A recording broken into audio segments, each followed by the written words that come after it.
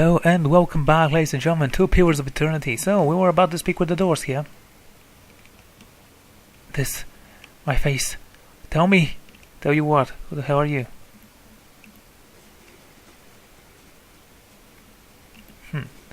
That reminds me of an Arkham Horror event. You see in the mirror a face that does not belong to you. Panicked, you try to resist the impulse. Throw a die to see how much sanity you lose. Yeah, that was very punishing once, I can tell you that much.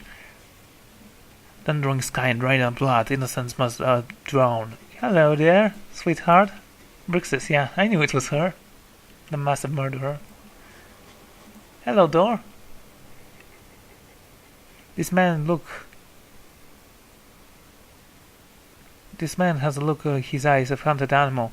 At your approach, he staggers backwards to far corner of his cell, halfway appearing though he would climb the walls, it would get him far away from you.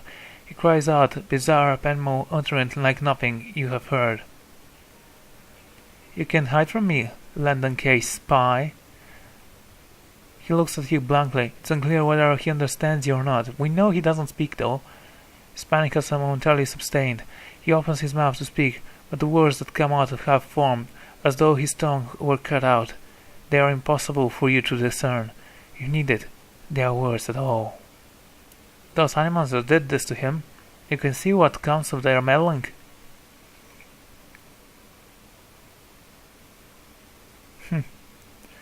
Farrell said you were being treated by Command Hazel. There are things I need to know from you. I'm going to learn whether or not you speak to me. Looks at you with uncertainty. Slowly tentative, he steps closer to the front of his cell. As he does so, for the first time, you can perceive his soul within your ken. It is misshapen, as though aimed by some jagged instrument. Large expanses it have been gauged out entirely. You feel no barriers of resistance. If you wanted to, you could look further into his soul. Or, because if you didn't have that gift, you could have passed him a note and a pen. Okay, pens don't exist, but hey, there's gunpowder. There have to be pens in this world, right? Wait. Ink was discovered during the medieval times? Yeah. Feathers, at least. Let's peer into his soul. You project out towards the maimed soul in front of you, making with it, its confusion and fear becoming yours. It whisks you into difference.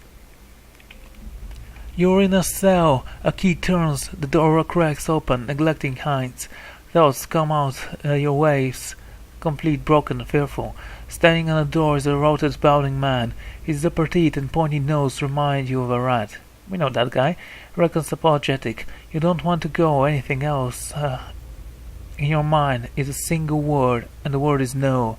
But it dissolves before it reaches your lips. You press against the back wall, cornered. You cry out. In darkness, you fight against unseen resistance. You cannot move your arms or legs. The man walks into the room carrying a lit candle, a meager light, casting long shadow across books of machinery. Straps bind your arms and legs. Cold metal circulates the crowd of your head beneath your chest. The man is sorry. He is in need of raw material. Dismantle his work. He needs another source. He needs to show them he was right. He thanks you. Then he turns the knob, and you feel yourself being cracked from within. You can feel a piece of your own torn away, like having your insides chewed by a horde of rats, and you're screaming, a scream you can barely hear. Seems fun, let's continue. Another night. Heavy footsteps are outside the door, coming for you. You look through the slit of your door.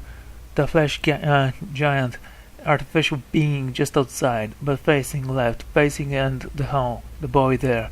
The boy looks with intent the giant, then collapses to the floor like a shed snake skin. The giant coalesces for a moment, then rights itself, returns away and leaves. They couple from Graham's soul. What? Graham looks at you, still will-eyed, but somehow more present. He nods at you, then walks back into the end of his cell. Well. That was funny. We just tortured someone for information, and yeah, there were ways we could have made them speak. And he actually told us absolutely nothing we didn't already figure out.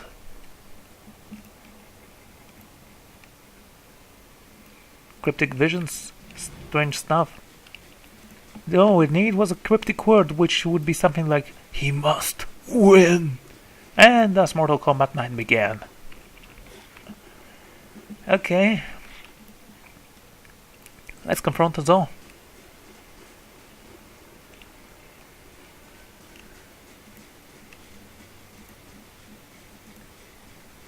Hello, Azal.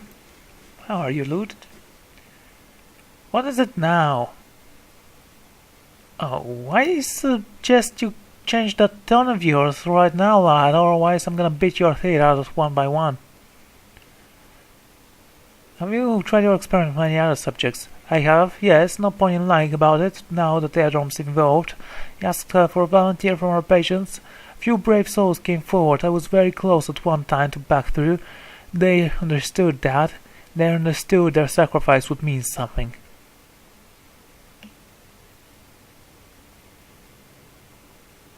Okay. Well, bye. Thanks for telling me.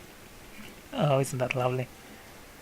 Yeah, I could actually tell him you've experimented with patients. I've witnessed it. Actually, let's see if he's gonna give us some money for that information that we need to know. Or is he going to try and attack me and take me as a hostage? I think it's the latter. Let's save before we speak with him, I think. So, Gwen, what kind of weapon do you have? You have a long...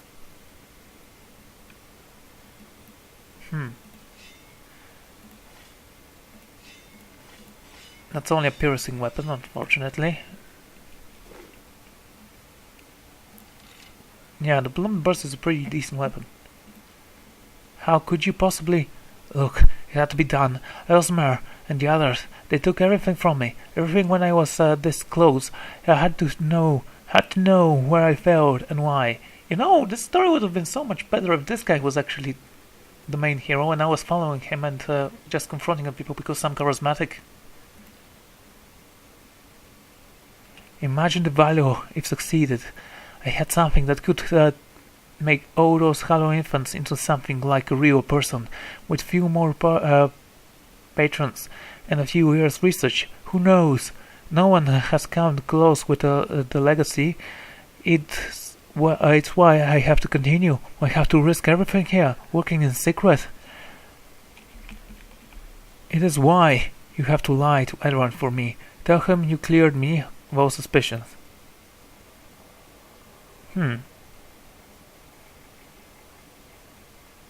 We'll see. I trust that you will do the right thing for Daiwood. Don't hold everything accommodated for my mistakes. The same fool responsible for the crew salvation, although they'd solve the problem too. A few years study of research, lad, doesn't give someone the moral authority of thinking with souls. Let's just go.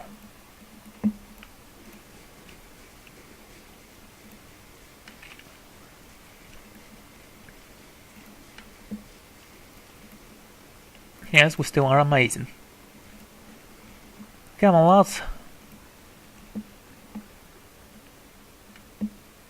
Are you wearing a black armor? Because... well, yes. Huh. It looks quite brown, though. We do need heavier armor for him.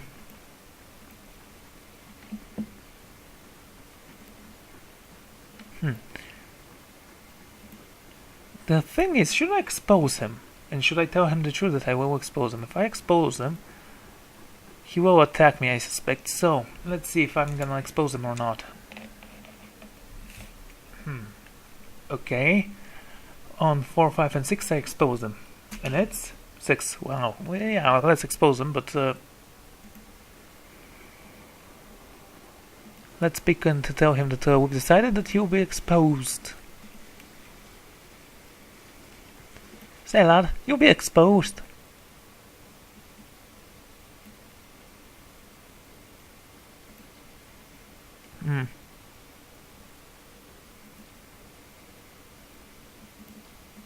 Okay. Still, we're gonna expose him. Before we decide on that. Apache who? Yeah, you're going upstairs. Come on, guys. Okay. Yo, statue.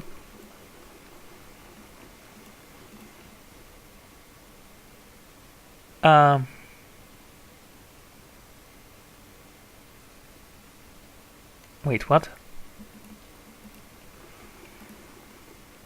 Why can't I expose him?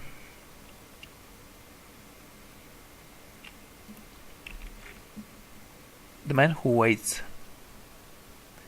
Looking also a half-crazed patient named Callum revealed strange behavior by a boy at the far end of North Wall. Oh!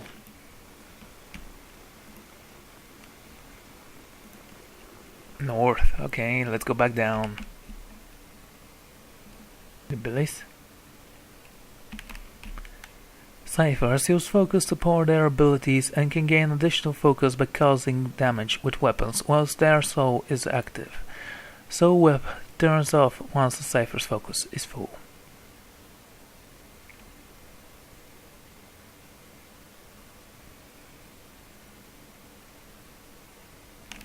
Okay.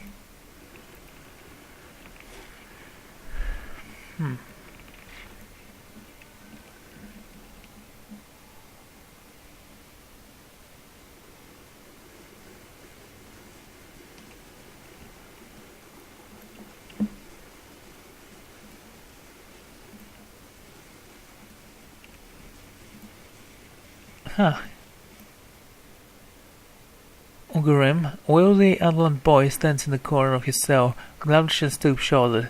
He stares straight ahead, an occasional blink, his only movement. It is unclear whether the resistance of presence and all behind his glance doll-like eyes. In this state, the barriers between your soul and his are thin and porous, easily bypassed if you should require it. Let's go and see. You close your eyes on the edge of your forward towards the boy's soul as you near a sudden malaise comes over you. You are cold and warm all at once, swaying and shivering and starving of breath as you did once on the cavern journey. Wait, he's sick from the same thing? I have some berries in my pocket. Never eat them, so I guess I'm dead. As the soul you approach is wrong one, a parasitic plant that struggles its host. It is as pretending pitiless, and you have crossed paths with it before. Too late does it occur to you to react already. You feel yourself plunging into the same intermediate abyss of thought and memory.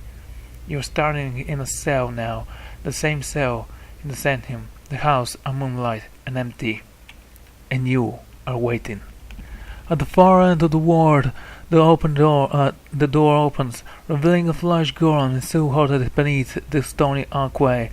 It makes its usual rounds, but stops every time, a misgotten child of despondent creatures. When the construct is closed, you coil yourself up and spring forward, passing over the boy's body, as though it were a membrane. You can sense his body behind you, collapsing on the floor, a puppet whose strings are cut. You are rushing towards the column now, bodiless as guest of wind. Coldly you think to yourself quickly, and you feel the straight to hanging from your soul as you dart towards the makeshift abomination. You pass into column shell and overtake the soul implanted within, encrypting it, surpassing it, and contain in this new vessel you are strong again. You step heavy-footed down corridors unheaded by the other constructs, and scripted only by the wary and trustworthy eyes of the mad, coming at last of the office paled with books and scribbles, papers, and perverse implants of animancy. You set your oversized head upon a large machine, a nest of goblets, and troop of coals in the center of the room, and go to work, bending wires and unsettling arrangements. Your surroundings are poured past you, or perhaps you are poured past them, and they dissolve into blur. When they settle into the place again, you are outside a clear day, standing in front of a crowd stacked high above on the tread seat of amplifier. You are acting for the crowd, standing deliberately, still, But this is not play. A balding man with rodent-like features is stepping you to a machine, the one you had tampered with. You see your arms for the first time, short and fleshy, unmistakably those of a little girl, but this body is not truly yours. Your mind still holds the same determination, the same hatredness as before. The body itself is cold and vacuous. Like the others, this one has no soul of its own. The man speaks, and crowd applause with enthusiasm worthy of a hero's entrance. Bear witness, he says, as he pulls the lever. The machine shears and sparks, and a heart of sweat rolls down the side of the man's brow, but the crowd's performance quickly gives way to air of crystal globe, filled with a radiant mist that casts the entire theater aglow. He opens the valve, and the glow grows through the tube, along a lead of copper, wiring the runes to set of electrodes beneath your armpits. Okay, you feel nothing when it reaches you, as it should be, for you have been landed his work astray particularly for some time, alerting notes and setting and playing a puppeteer for Hollowborn. But you make it look now people would expect it to look when a body is infused with a soul. In a moment the machine goes dark and the man upstarts you, eyeing you with scientist's concern. Scientist's concern? He looks back at you, at the crowd. Behold, he says, but there is obviously hesitation in his voice. Slowly, you take a plodding step forward, then another, and another. You look up at the man, giving him the eye contact, which no Hollowborn is capable, and the crowd gasps. The man looks relieved. How do you feel? He asks, a volume meant for the crowd. And this is the moment, at the top of your lungs, you let out a piercing shriek. The man comes towards you, his head outstretched, but you run the other way, back to the machine. With all your strength, you drive your head into a crystal globe, and it shatters, striking your head with warm blood. You drive your head down onto the surface of the machine again and again, drawing panic screams from the crowd, and by the time the man reaches you, your body has already ceased proper function, and merely twitches on the cold ground. Satisfied, you depart on the corpse in search of another unsuspected host, who could put their fate in animancy now. You are pulled again from your surrounding transcendation, boundaries of memories of lifetimes deeper and deeper, past betrayals and murders, and lies upon lies that form a thick webbing of plots beyond mortal comprehension. You settle at last on a room you have seen before expansive, with a tall device encrusting an Adra monolith at its center. This room is filled with people, and people all look at the device. You are young, suddenly back to reality, and once catatonic boy is looking directly at you, appreciably calculating. There is no mistaking now, this is the soul of a man who caused your awakening, the gaze of our form-borrowed husk. A watcher.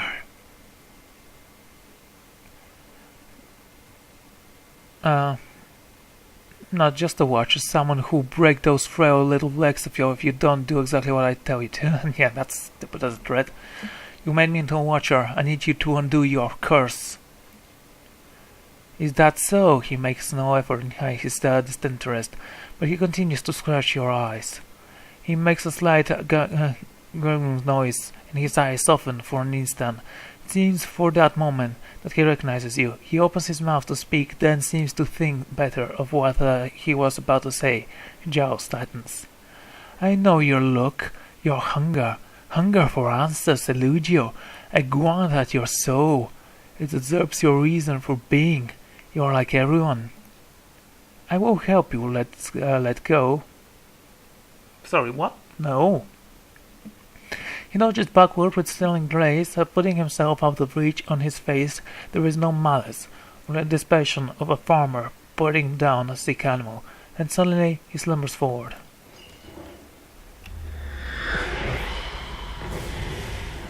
Oh. That's actually cool.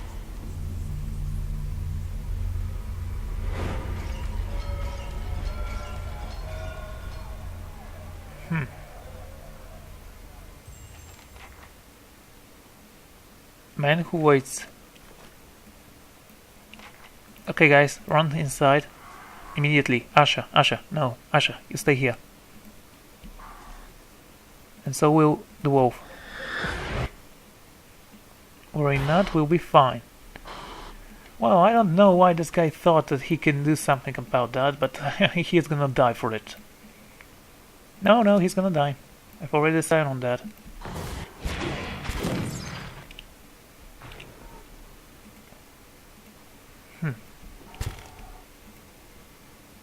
No, if she moves, he will be hit. When? Yeah, you still have amazing power slow. Let's use that, shall we?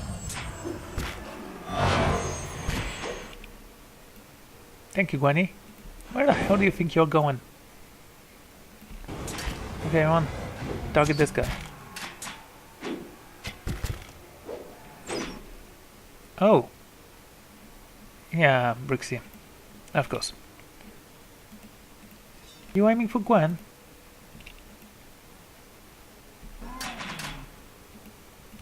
Leave her alone.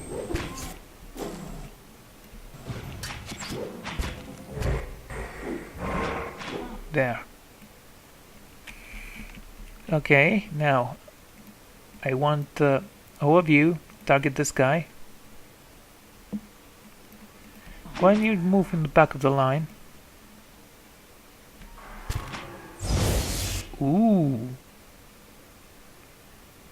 That was pathetic. Okay, you can kill him. Nice shot, Gwenny. Okay, everyone.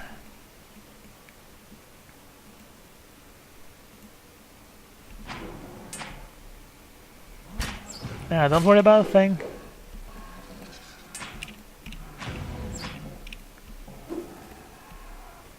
Okay. You have a pistol, don't you? Good. Shoot him till he's dead. What? No? Okay. Let's blind this one then. Is it blind? Oh, you can't actually, yeah.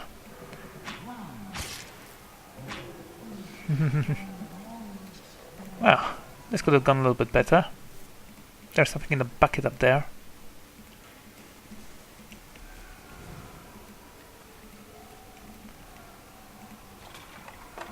Adren copper. Okay, the bucket reeks of offal. The chains go within added weight, claws and bites make bit of edge of the code. Anyway, ladies and gentlemen, I'm gonna take a break here, and next time, yeah, there was no choice here. I couldn't have told them anything, I think. Well, I'm gonna see you all next time. Goodbye and farewell.